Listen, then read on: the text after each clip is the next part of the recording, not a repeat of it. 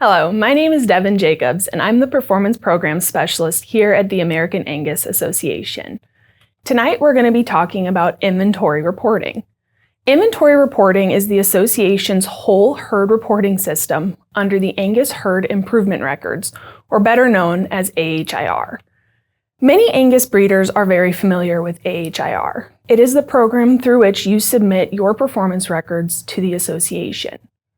Now, traditionally speaking, that was on an individual calf reporting basis, where you measure those birth weights and those weaning weights and any other performance records on those individual animals, and then submit them to the association. However, the association also now has inventory reporting, which is that whole herd reporting system. This system works a little bit differently and is a little bit of a shift in mindset, where rather than focusing on the individual calf and reporting those records, we're actually establishing an active inventory of females and then ensuring every single one of those females has a record each year reported to the association. These records are extremely important when we're talking about maternal characteristics. Inventory reporting has two levels to the program. The first level is cow inventory. Every herd that enrolls in inventory reporting for the first time will be enrolled at the first level, or cow inventory. The second level is MaternalPlus. Herds are going to be eligible to earn that MaternalPlus distinction or to step up to that second level after 1 year in the program. There is a little bit of an interesting history behind inventory reporting.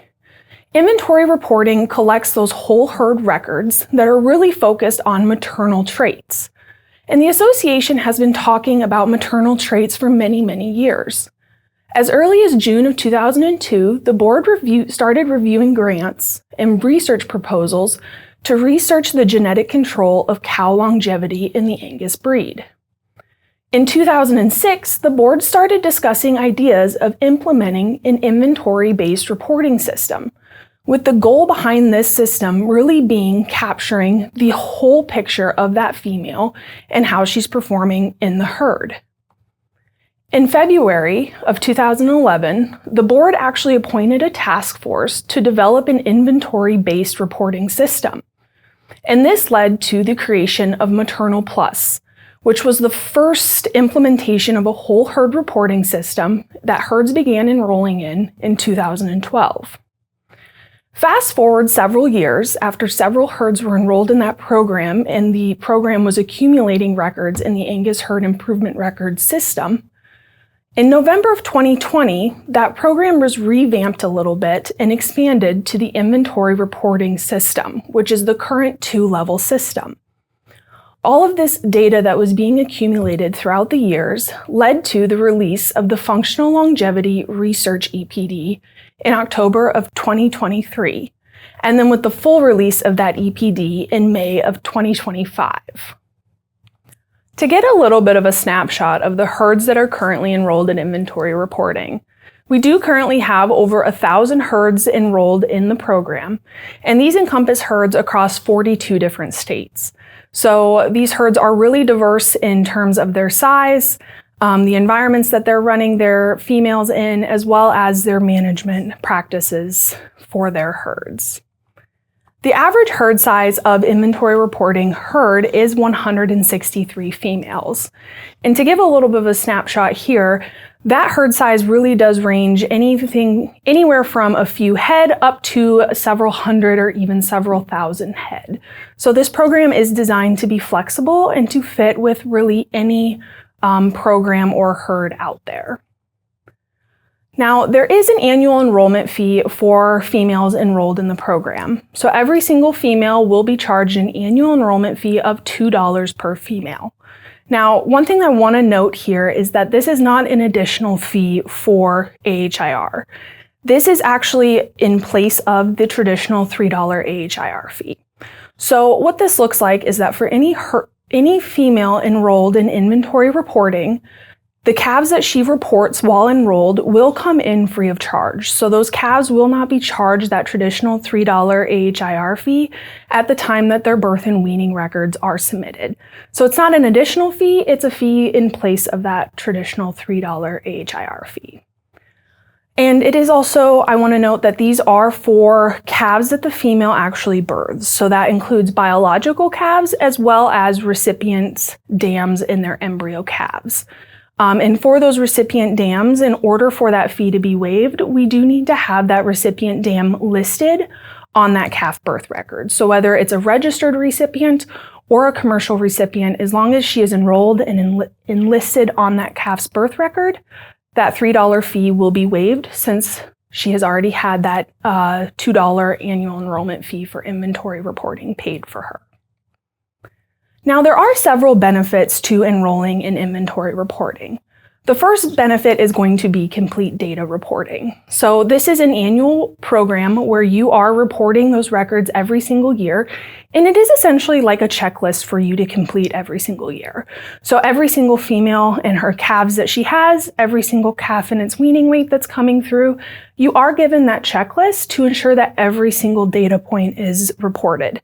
This is really useful so that way you don't get down the road closer to like sale season or creating that catalog and realize that you didn't actually submit some of that data that's needed for that catalog. So it is really nice in that sense to make sure that that data is getting submitted in a timely manner. Next, and this is a really important benefit of this program, is that it allows us to characterize the maternal productivity of the females in the program. And this is where we account for her every single year, and we're able to get that complete snapshot of the female over the course of her lifetime. And to kind of take a look at this, if we have a female that's not enrolled in the program, if we look at the production records of that female over the course of her lifetime, okay, and we have the age there on the left, as well as those records that have been reported for her year after year, we can see in this case, she has several calves reported throughout the course of her lifetime. However, in many cases, there might be a year or two where that female is actually missing records, or essentially there's a gap in her production where we don't know exactly what happened with that female. Okay. With a female enrolled in inventory reporting, it's going to look a little bit different. Because in addition to those calf records every single year, we're also reporting additional records to account for that female's productivity. So maybe she had a calf at 2 years old, but then at 3, she was actually used as an ET donor. Well, that doesn't necessarily mean that she missed a calf, but rather we have to account for the reason that she did not have that calf. And then maybe later in life, she missed a calving opportunity or didn't have that calf. And then later on, she was culled for whatever the various reasons. When this female is enrolled in inventory reporting, it ensures that those records are getting accounted on that female every single year so that when we look back at these maternal characteristics, we have that full picture and we're not having to guess as to why that female might not have had a record reported for the year. Another benefit of inventory reporting is cost savings. As I said before, the enrollment fee for females in this program is going to be $2 a head. And that is $1 savings from that $3 AHIR fee of reporting those calves on that individual calf basis. So you are getting a little bit of a cost savings every single year on your herd. Another benefit of the program is that you do have access to additional management reports. Okay, and there are several of these that are available to inventory reporting herds. There's the female age distribution, genetic trends, production performance, dam disposal report, cow condition summary, calf death loss, and weaning sire summary. And essentially, these reports are taking the information that you are submitting through this program and summarizing it for you. Right? You're already submitting that data, so we really want to make it accessible to you to actually make on-farm decisions for your herd, and that's what these reports can help do. They give you a snapshot of that data and how your herd is performing for those different criteria. Another benefit of this program is that participating herds are listed on our Angus website. So all of those herds, whether you're enrolled at the first level or at that MaternalPlus level, do get that recognition on the Angus website. And then these herds are also eligible to earn the new data-driven herd recognition program. In order to be eligible for that program, you do have to be enrolled in inventory reporting. And then in order to be eligible for that gold level of that program, you do have to have earned the MaternalPlus distinction for your herd or that second level of the program. Some additional benefits that MaternalPlus herds will receive is first is the access to the pre-weaning EPDs, or essentially calving ease, birth weight, and weaning weight EPDs on unregistered calves up to 12 months of age. So as you're submitting data for your herd, those unregistered calves will have these EPDs become available once that data processes and has the ability to go through the genetic evaluation. That is only available up until those calves are 12 months of age, and then those EPDs will blank out again. So it is a little bit of an added benefit to have access to those to make some of those early selection decisions for your herd. And then, as well as the MaternalPlus logo, will be listed on the pedigree lookup of any enrolled female in the program for MaternalPlus. And then, as well as these herds that have earned MaternalPlus distinction can also use that MaternalPlus logo in their marketing materials for their operation. So to kind of look at a first-time enrollment, new herds can enroll in one of the enrollment periods, which we are currently in one, and that is November 1st to January 15th. And that is recommended for primarily spring calving herds. So if you have a herd that is primarily spring calving, this would be a great time of year to actually get enrolled in the program.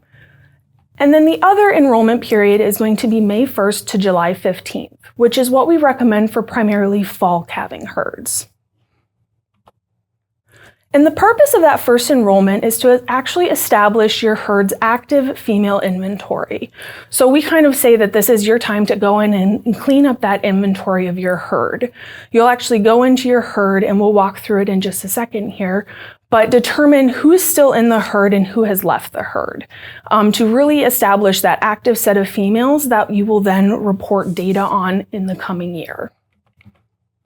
It is important to note that at that time of the first enrollment, there are no data requirements. So if you went to enroll in the program today, you would not be required to report data back a year, 2 years, or 5 years in the past. Really, the purpose of that first enrollment is to establish that herd inventory and then look to the future on what data is to be collected for those females. Now, a new herd, if they are interested in enrolling, can go to their Angus login. And on the Angus login homepage, there will be this inventory reporting box. And every single member, every single login will have this inventory reporting box. However, it does look a little bit different for herds that are enrolled. And once a herd is ready to enroll, they can click on the Enroll in Inventory Reporting program. Okay, and this is going to take them through what we call the enrollment wizard. So this wizard is going to walk you through several different steps of that enrollment to help ease that process. And you can use that next button to click on to the next step at any time. The one step that is probably going to take the most amount of time for most herds is going to be this establishing that active female inventory. So as you can see here, all of the females are listed here under either active or inactive.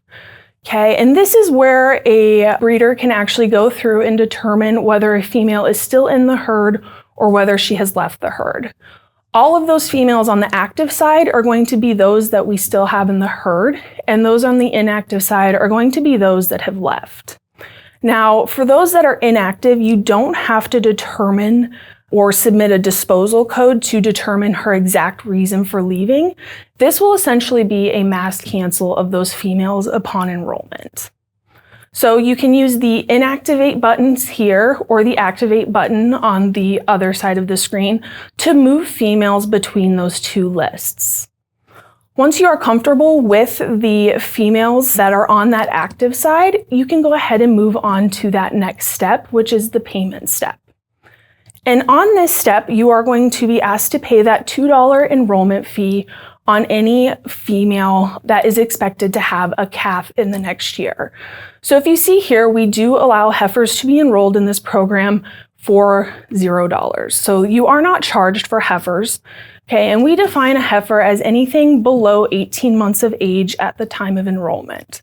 Okay, these are essentially females that are too young or not expected to calve in the next year, but we still want to keep on that active herd inventory because she will start generating records in the next year or two with heifer breeding records as well as calf records in the years to come. So do leave those females on that active side when determining your active herd inventory, but you will not be charged an enrollment fee for them. So as you can see here, there are 63 active cows in this particular herd, which is going to amount to that $126 enrollment fee, or that $2 per cow fee. Now, just as a reminder, this fee does cover any AHIR fees for the coming year. So essentially, any calves that are born to these enrolled cows in the next 12 months will not be charged that $3 AHIR fee once their records are submitted to the association. You are essentially prepaying for those females' calves to be submitted. As well as on this payment page, we also do note the number of females that are to be removed from the inventory. And this is very important because these females will be canceled out of your active herd inventory. You can still access their production records and things like that through your login account, but these are the females that will actually be removed. So once you've enrolled in the program, after a year, you will be asked to complete a re-enrollment. Okay, and every single herd enrolled in inventory reporting does complete an annual re-enrollment for the program. And essentially, what this re-enrollment is that all that data submitted throughout the years will contribute to those annual requirements for each female. So as you're submitting birth records, weaning records, breeding records on your herd, they are contributing to your re-enrollment at the end of the year. And it is also important for me to note that data can be submitted through any preferred data submission method. So even when you enroll in inventory reporting, even though it is a little bit of a mindset where we're accounting for every single female through that AHIR program every year, you can still use whatever your preferred data submission method is, whether that's login, AIMS, third-party software, spreadsheets, or those paper submissions. Please continue whatever system you have that works for you. But then at the end of the year, we just ask that you go into that list of active females to actually tie up any of those loose ends, or essentially see which records were missed or which females were not accounted for. So to talk a little bit about those requirements, which I've mentioned a few times, what are those requirements actually look like? So for level 1 of that program, or that cow inventory level, any female enrolled at that level, or for herds enrolled at that level, every single female is going to be required to have an annual record. Okay, and these records are going to include either a calf birth record, a reason no calf code, which could account for donor dams, if she aborted her calf, if she was used in a recip program, or disposal codes if those females left the herd. Then for herds enrolled for the MaternalPlus level, right, they have to meet all of those level 1 requirements, or essentially accounting for every single female in their herd each year. But then additionally, they also need to submit weaning weights for their herd. So every single calf that reaches that weaning age needs to have a weaning weight. And then also heifer breeding records. So for any of those yearling heifers enrolled in the program for the herd, we'll need to have their AI exposures, pasture exposures, all submitted to the association as well. Okay. Now, how does a herd actually earn MaternalPlus? I mentioned earlier that when you enroll in the program for the first time, you come in at that first level, or that cow inventory level. After 1 year in the program, herds are eligible to earn MaternalPlus. Okay? And essentially how a herd does this is that they meet all of those cow inventory requirements, which would be the birth records on calves, the reason no calf codes, or disposal information on every single female. And then additionally, they submit their complete set of weaning weights, as well as those heifer breeding records on all of their females. Okay. Now, herds can choose to remain at that first level of the inventory reporting program. So if you're enrolled in the program and you say, I don't really want to earn MaternalPlus, that's perfectly fine. You can continue to participate in that program and stay at that first level of the program, where you're just accounting for that annual record for a female each year. However, it is kind of cool to note that 67% of our herds enrolled in inventory reporting have earned that MaternalPlus distinction. So those Angus breeders are really just committed to making sure that all of those records are being submitted through AHIR. So kind of a snapshot or, an example here of what to expect once you're enrolled.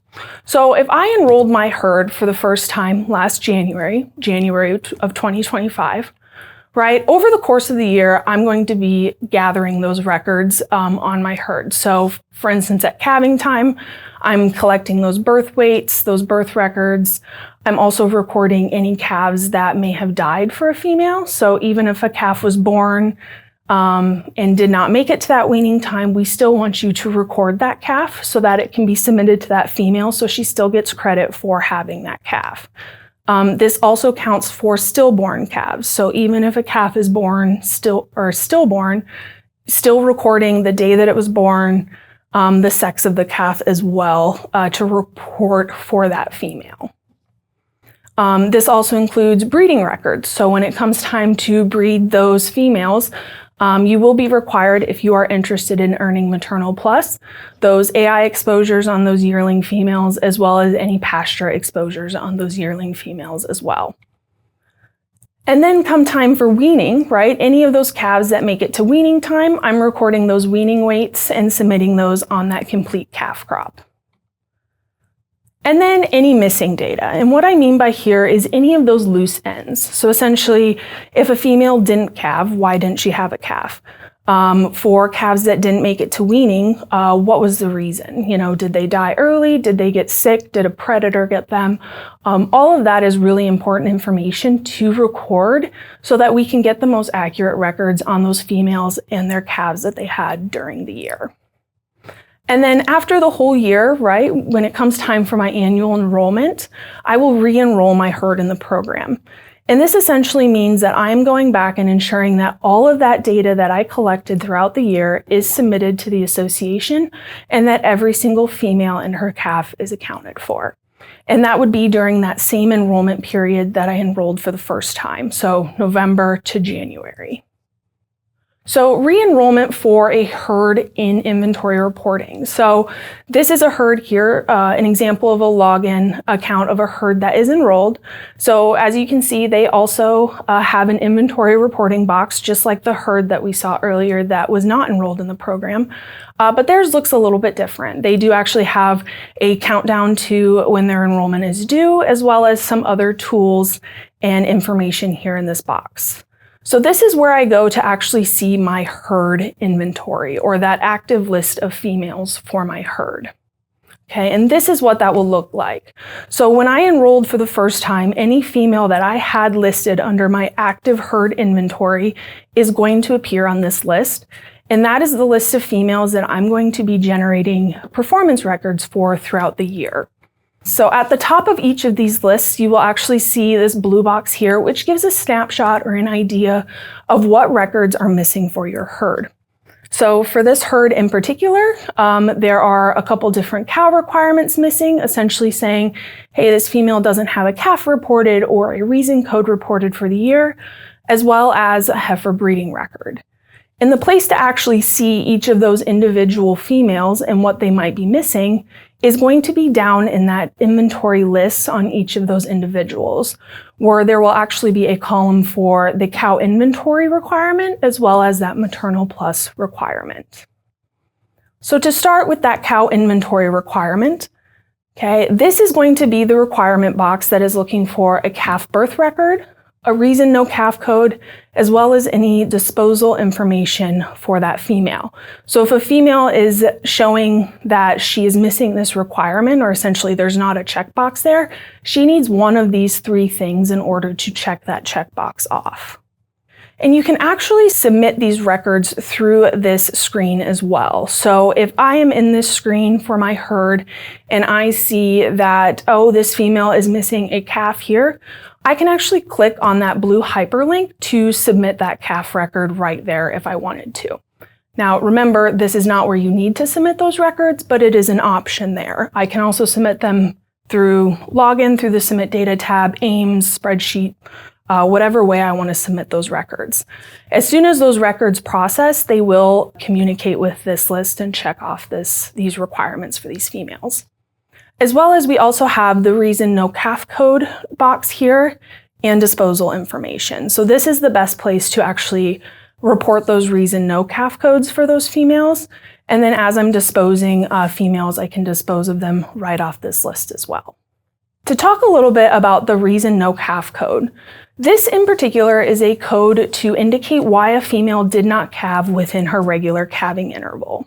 Now this could look like that female is missing a calf for that year, or it could also be for a female that did not calve on that regular calving interval, thinking, if she had a calf in March of 1 year, and then her next calf came a year and a half later, right? We can use this reason no calf code to actually indicate why she didn't maintain that regular 365-day interval. Okay. These are the reason codes that are available to use. So these include open, or the cow missed the calving opportunity. That is going to be where the female was actually exposed and she did not take to that exposure, so she was left open. The ET program donor dam is going to be for a dam that was being flushed or maybe out of facility, so we don't have a natural calf for that year. Cow moved to next calving season is going to be actually reflective of a management decision. So this is going to be for females that were not exposed at that time to maintain that regular interval, but maybe she was held back for some reason, or moved to a different calving season. So really this is less that she was open or that she was exposed, but more that, hey, we made this management decision to move her to a different time. ET program, if she's used as a recipient cow, aborted or premature, or for those females that actually slipped that pregnancy early on. Multi-owned or no possession are going to be for females that have multiple owners, but that female is not in your possession. So if you are a co-owner on a female, but that female is at another owner's operation, you can actually use this code to indicate that you don't have that performance record, and that it would actually be coming from that other member for this female. Calf stillborn, for any calves that are stillborn. For stillborn calves, we do recommend that you record that calf birth record. So actually reporting a birth record and saying, here's when the calf was born, here's the sex of the calf, if that is available. But if not, you can use a calf stillborn reason code. And then DNA excluded cow as parent would be for situations of calf swaps. So if we have a female that swapped her calf, so we know she raised one, but we're still trying to figure out which calf is exactly hers, we can use this reason code in those situations. Next, to look at that MaternalPlus requirement box.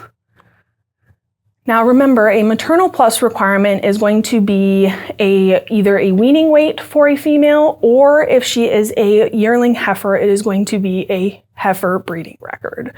And this box or this column will actually tell you which one of those records is needed for that female. And just like with that first column, you can actually click on this hyperlink here that says weaning required, or for those heifers, it'll say heifer breeding required, and it will take you to a data submission page that you can use to submit that data. So in the case of calves that do not have weaning weights, what do we do? So this is a question that we sometimes get here at the association.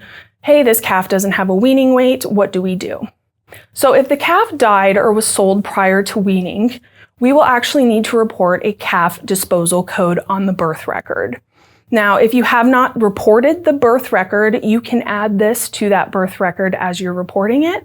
But if that birth record has already been submitted to the association, you can go ahead and give us a call or send us an email or a message center indicating what happened to that calf, and we can go ahead and add that birth record to that birth, or that disposal code to that birth record for that calf. Another common question, which I talked about a little bit, was that female not calving on a regular interval.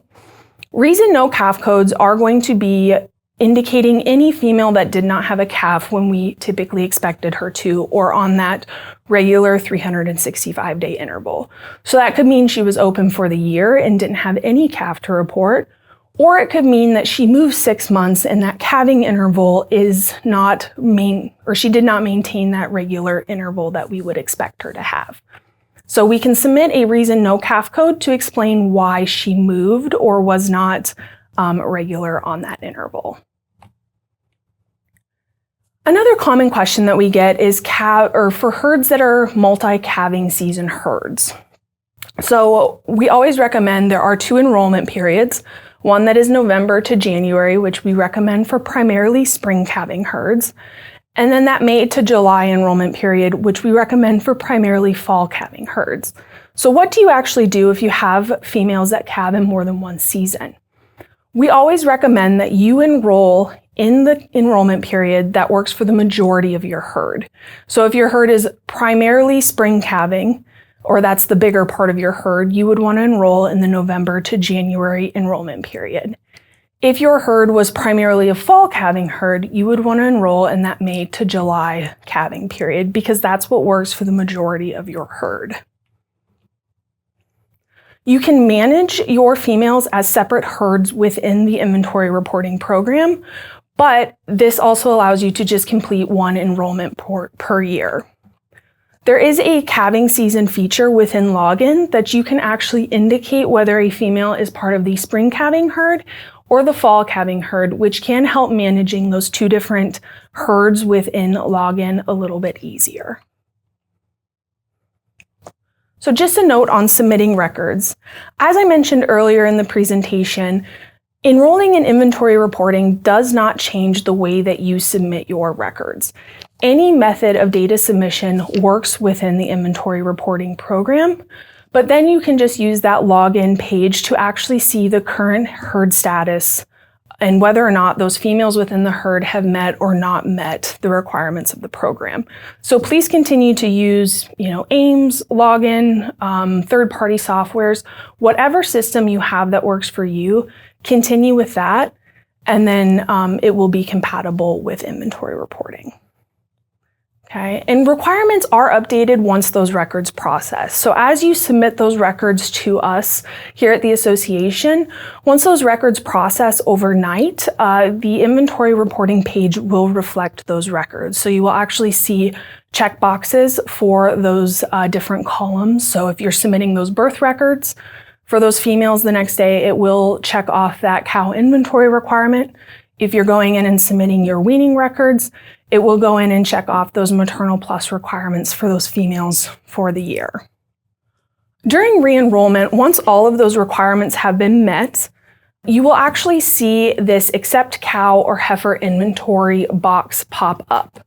This is going to mean that you are eligible to go ahead and complete that re-enrollment and to pay those enrollment fees for the coming year.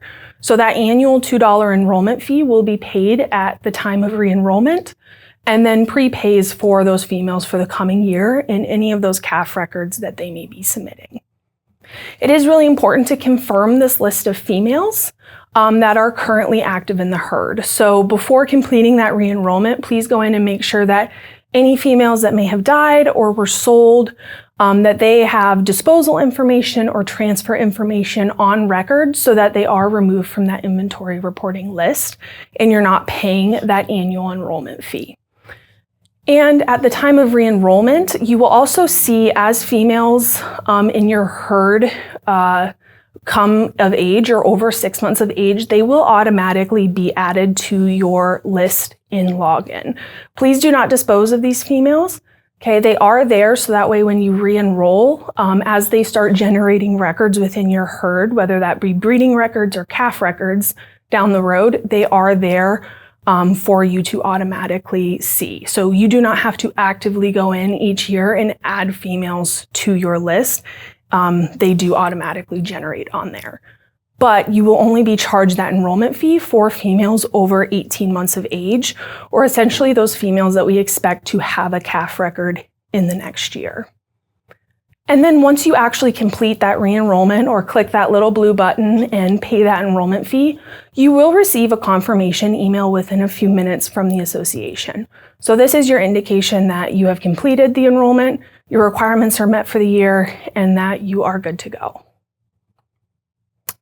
A few key takeaways that I want to leave you with tonight is that inventory reporting is really a program that ensures that every female in the herd is accounted for each year, right? This allows us to really get a more complete data set submitted from every single herd enrolled. Not only complete contemporary groups for those calf records coming in, but also for those maternal characteristics such as functional longevity. For herds that have been enrolled year after year, their females are going to have those lifelong maternal records that are accounted for. So it is really important to see those long-term effects of being enrolled in the program and that benefit of having those females accounted for with records every single year. Okay, inventory reporting is also designed to be flexible to work with any herd. Earlier in the presentation, I showed the map of our 1,000 different herds across 42 different states, right? And we have herds of any shape and size enrolled in this program. And it is really designed to be flexible and allow you to account for those females every single year. So whether you're just a few head, a smaller herd, or you have several thousand, this program can work for your herd. And enrolling, and this is very important, enrolling in inventory reporting does not change the way that you submit data. So please continue with whatever system you have set up and works for your operation, but it does help ensure that every single year we're being held accountable to make sure that all of those females are have a record submitted, are accounted for, and that we're getting those complete contemporary groups on our calves. And then before ending here, I just want to leave you with a few resources. First, the inventory reporting webpage, which can be found here at this URL. There's lots of information on re-enrolling, as well as for herds that are looking, or for first-time enrollment, as well as for those herds that are re-enrolling as well. As well as there are several tutorials out there. We do have a new enrollment tutorial and a re-enrollment tutorial. So both of these tutorials will walk through step by step those processes with a little bit more detail. And those can be found either on that inventory reporting webpage, as well as the Angus YouTube page. And then, as always, your member services team is here to help with anything that you might need. You can reach them either at angus@angus.org with an email, or by calling the main number here at the association, which is 816-383-5100. What a wonderful presentation by Devin. She is our resident expert on inventory reporting. Devin, thanks for joining us live this evening. Yeah, thanks for having me. Yeah, appreciate you putting together such a well-rounded presentation for us on inventory reporting. One thing I wanted to ask you right off the bat before we jump into some audience questions, being that you run Point, you're the person taking in those enrollments every 6 months as we go through this process. What's the most common question you get from those first-time enrollees? What do you think people need to know as they start considering and getting into the program? Yeah, I think as people really start to approach that first re-enrollment after they've been in the program for a year, really the most common question is, what am I supposed to be doing? This is a change in mindset from kind of that traditional data reporting system or, mindset that we have. So really just going in, and I always tell herds to, first thing I would do is go in and report all of the records that you have for the last year. So whether that's your birth records, your weaning records, any record that you have, go ahead and submit that, because that's going to take care of a large majority of those requirements on those females. Then at that point, it's a lot more manageable to kind of look and see, okay, what are those loose ends that we have left to tie up? Okay, well, this female, well, maybe she left the herd and was sold. Well, this female, she was open this year. So really just trying to get those records in, and then we can help walk through those final females for re-enrollment. And submitting all of those records before you kind of start that enrollment, that's something that most people are doing anyway. So while it sounds like a lot of work up front, I think one thing that I hear is it maybe wasn't as much work up front as they thought it was going to be. Yeah, absolutely. Those records, submitting them each year, like you said, is something that people are doing. So it's not adding a lot of additional work. other than just tying up some of those loose ends and entering those reason codes or disposal codes on females. One thing I wanted you to touch on a little bit more as well. You mentioned the functional longevity EPD, and that launched to the full scale in May of this year, but it had been out for a couple years previously as a research EPD. Can you talk a little bit about the role inventory reporting and that dedication to reporting whole herd by those members, how that helped bring even the possibility of having this tool in our toolbox, as we like to say, or toolkit here at the association, and for our breeders, how that was able to come to fruition? Yeah, absolutely. Like I kind of said, maternal traits are something that the association has been talking about for many, many years. The challenge that came with those was having the database that described really accurately or most robustly the females that are out there in the Angus herd. And so that's actually why inventory reporting was established to begin with back in 2012. So leading up to that release of that research EPD in the fall of 2023, that those herds were really the ones generating those records that made that tool possible.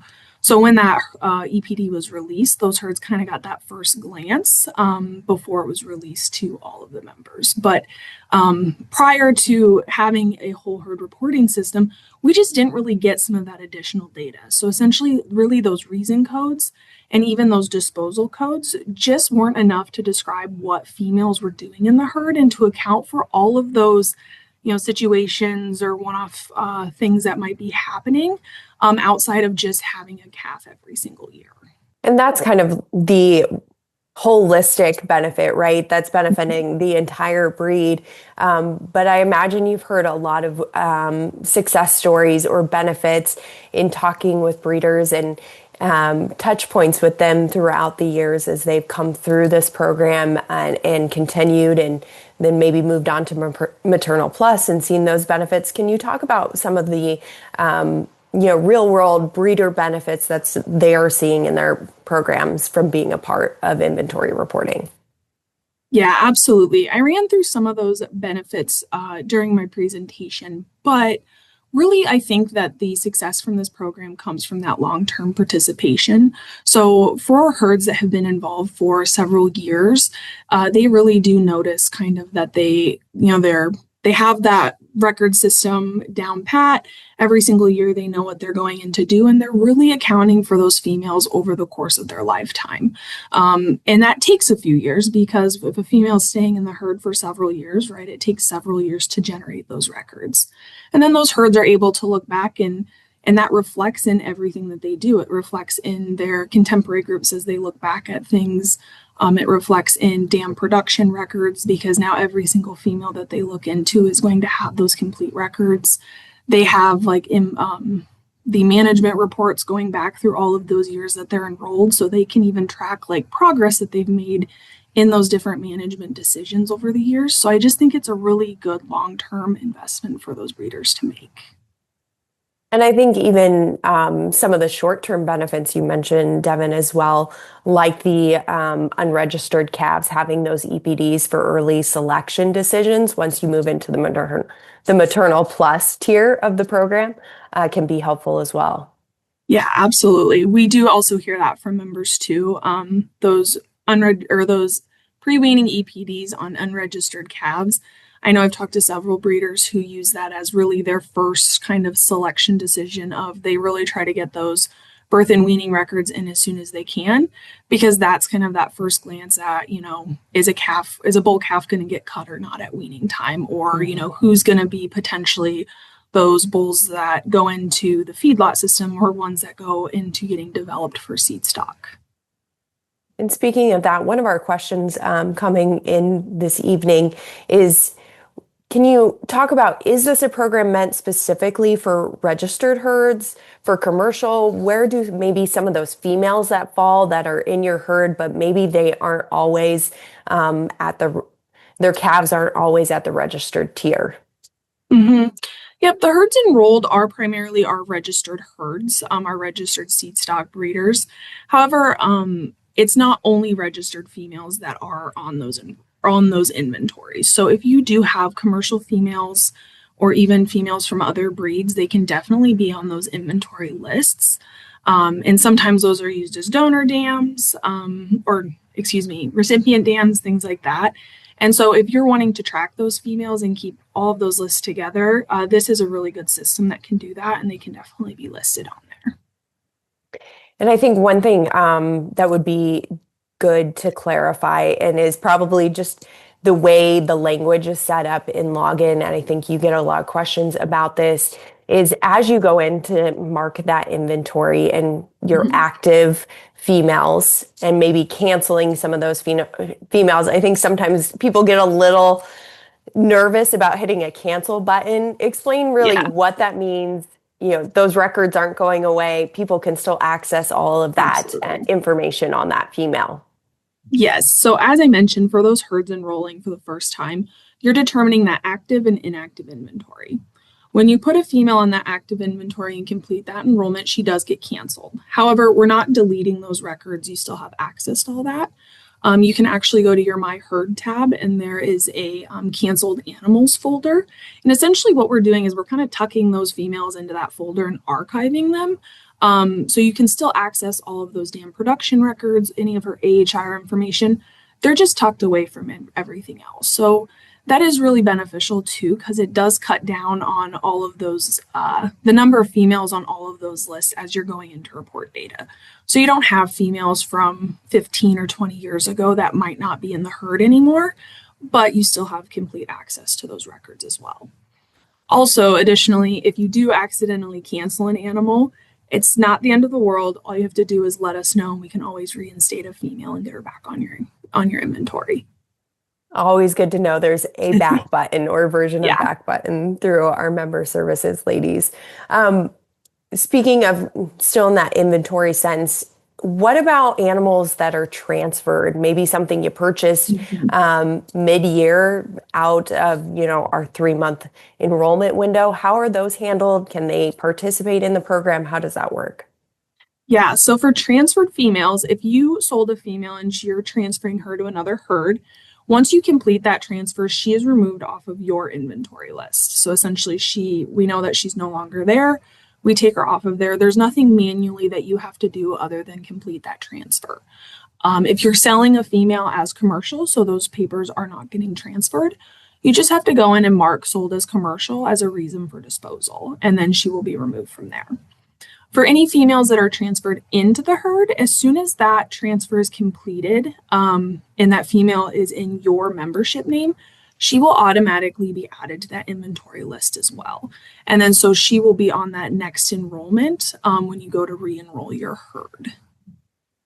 But also to note, when you transfer a female in, like let's say you are kind of looking at completing your re-enrollment at this time of year and you got a female 6 months ago, we don't ask for records right off the bat when in reality you might not have those records because you didn't have her that complete year. So she won't be asked to actually have any requirements, so report a calf, a weaning weight, anything like that, until she's been in your herd for at least 12 months. So she's not counting against your completion of the program requirements? No. Yep, absolutely. We know that she transferred in, you might not have that record, and that previous breeder would be the one that would need to complete that record. So, Devin, what are some of the common mistakes that you see breeders making when they're completing enrollment process, re-enrollment data submission? What are those pitfalls to look out for? Yeah, so for new enrollments, those that are just getting involved, the most common mistake that we see is deleting those really young females off. That enrollment will show any female over 6 months of age. So I think people get really click happy and be like, oh, well, I don't need her on there yet. So they delete her off, but that does cancel her. So go ahead and leave those young females on there. You will not be charged that $2 AHIR fee. So that's the most common one with enrollment. With re-enrollment, the most common one is, I would say, there's a few things. So one, maybe sometimes submitting those records and then not following up on those records. So if anything goes into suspense and you don't follow up and actually resolve those suspense issues, those requirements don't actually get met. So sometimes it's, we're thinking, okay, we got this done, we're good to go. But going back in and making sure that those records is actually clear. A lot of times I do have those conversations with people. As well as I would say, if you're trying to move up to the MaternalPlus level, ensuring that all of those records are accounted for before re-enrolling, to really ensure that you're earning that MaternalPlus status with every single record met at that time. I think another question maybe of clarification there is, between when you submit those breeding records, they're required on their heifers, correct? But can you submit them on your older females? And does that contribute to what the information for the program? Yeah, so the only requirement for MaternalPlus is on yearling heifers. The reason that we do that is that's their first breeding, and then that is the data that actually gets used for the heifer pregnancy EPD, which is why it's required for this program. However, we do have several members who do submit records on mature females as well, but it is an optional thing. We are working on building out some things in login to make better use of those breeding records. So we actually just recently released a most likely sire feature in a calving book. So if you did submit those breeding records and preg check information, it will actually tell you, hey, here's the most likely sire when you go to complete that female's birth or that birth record for that calf on that female, as well as working on pulling in some of that breeding information on transfers. So when you transfer a female, you're required to report that breeding information. Well, if you've already reported it, we actually have some features built in that we released this morning that will allow you to pull that information on there rather than re-enter it. Yeah, a couple exciting updates in login, and another one of those, which wasn't available at the time we pre-recorded this presentation, is the handling or the management of 2 calving seasons within inventory reporting. I know that's another one that people ask a lot of questions about. If I do calve in 2 seasons, how do I handle that? When am I enrolling? So if you can just kind of walk through that and the new feature that just was released, that would be helpful.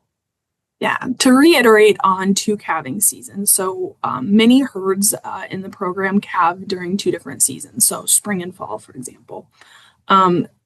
We always recommend that you enroll in the season that makes the most sense for the majority of your herd. So if your herd is primarily spring calving, you would enroll your herd from November 1st to January 15th. If it's a primarily fall calving herd, enroll May 1st to July 15th. Okay.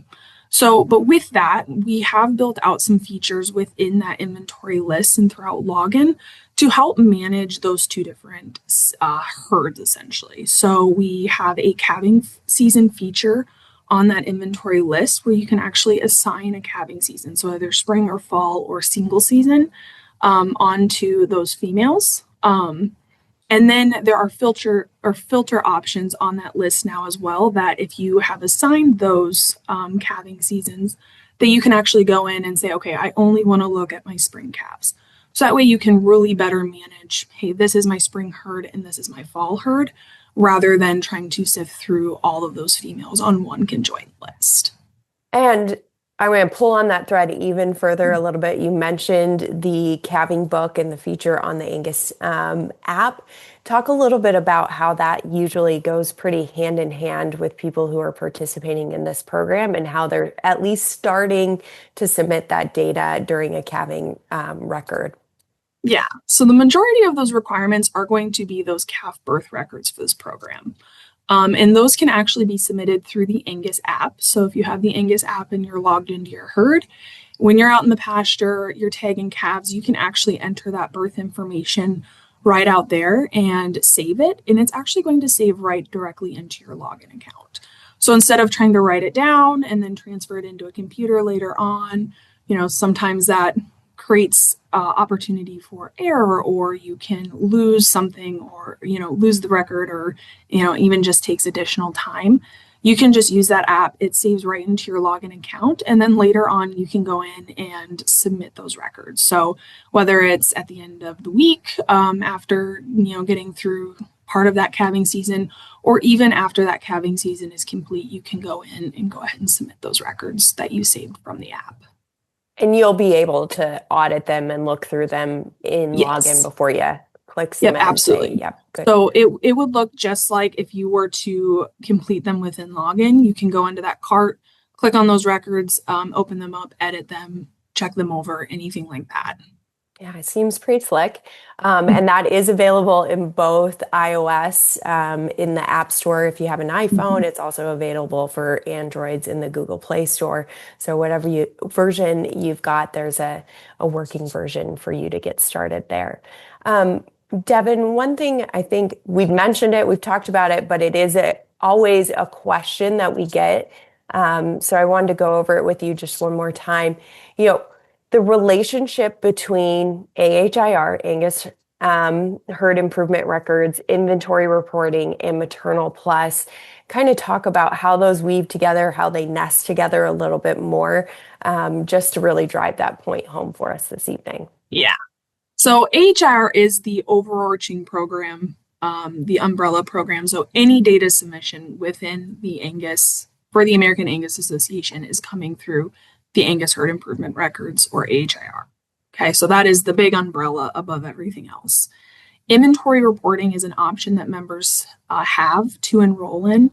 That is just that whole herd reporting system. Okay, and then within inventory reporting, we have those two levels. So you can be at that first level, cow inventory, and that's only going to require those cow production records. So accounting for a birth weight, a reason no calf code, or a dam disposal on every single female.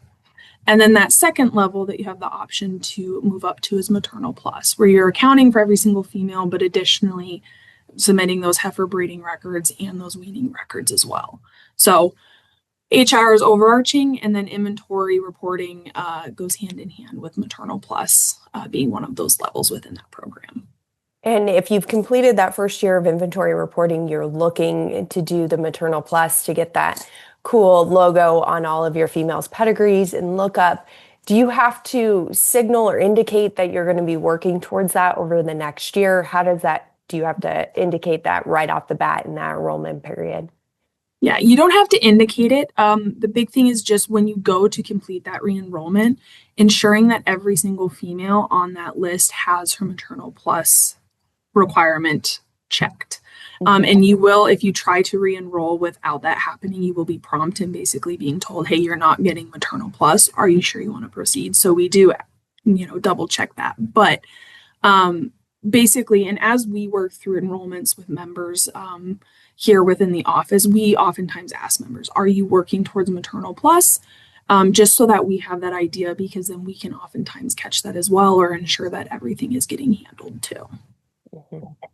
And MaternalPlus is one of those things that unlocks a lot of different reports, many of the reports that you mentioned. Devin, what do you see as the report that people who are participating in the programs are gravitating towards most? What's the most common use? And then I'd love to also hear maybe one that you think is underutilized a bit, that's going under the radar, that people should look at a little bit more closely. Yeah, I think that one that I talk to members maybe most often about is the genetic trends report. And that is going to be a report that for those enrolled females, you can go in and select the different traits. So whatever it might be, weaning weight, marbling, any trait that we have an EPD for, you can actually go in and select those and then see the genetic trends of your herd over time. So for any of those enrolled females by birth year, it can show how the genetics of your herd have changed over the years. For, I would say the most underutilized report, in my opinion, would be the production performance report. That is a report that essentially, once you have all of the information or all of the data submitted for a year, it basically gives you a snapshot of or a summary of the performance of your cow herd over that time. So it will actually, for that calving season or for that calf crop, go in and summarize, okay, by age, here's how many females calved in the first 21 days of the calving season, in the second 21 days of the calving season, who calved really, really late. It also summarizes all of that birth information and weaning information as well in there. So you can really get a snapshot of, your overall herd and how those calves are performing, so that you can, use that to inform any decisions you make going forward. Some exciting stuff to look forward to on the back end of all that data submission, which we know sometimes isn't our favorite to do, but it certainly can lead to some great benefits and insights. Devin, last question here. I know we're coming up on the hour. If there's a situation we run into in enrollment where you just have an odd female and you don't know what to do, what's the best thing to do in order to get her sorted? Yeah, if you have a situation that you're not quite sure how to handle, I would definitely recommend reaching out to us in the office. And that can be through email, message center, giving us a call, because we can definitely help walk you through that and what the best thing to do is. So if you're not sure, don't be afraid to reach out for us. We're here to take those calls and answer any questions that you might have about the program or anything else related to it. And that goes for any other questions you might have that popped up this evening that we didn't get to, or as you maybe are thinking about this next enrollment period, which is open now through January 15th. For those predominantly spring calving herds, our fall calving window, as Devin mentioned, opens up May 1st through July 15th. So I will be sending out an email if you attended or even just registered and weren't able to attend this evening. You'll get an email with some of those additional contact information that Devin mentioned here and in her pre-recorded presentation. So don't worry if you didn't get those jotted down. But Devin, thank you so much for spending the time to put the presentation together, for joining us this evening and walking us through and using your expertise to help us better understand inventory reporting. Yes, absolutely. Thanks for having me. And thank all of you for taking time out of your busy day. We know your time's valuable, so we appreciate that you spent some time here with us this evening, learning about the inventory reporting program and the benefits it has. So we just want to say thank you. If you have a few extra minutes, we'd also ask that you stay on. There'll be a survey prompted as we close out this webinar, and we'd love to hear your feedback on Angus University on this topic and any future educational topics you'd be interested in learning more about. So we hope you had a wonderful time this evening with us, learned a lot, and we hope you have a good rest of the evening. Thank you.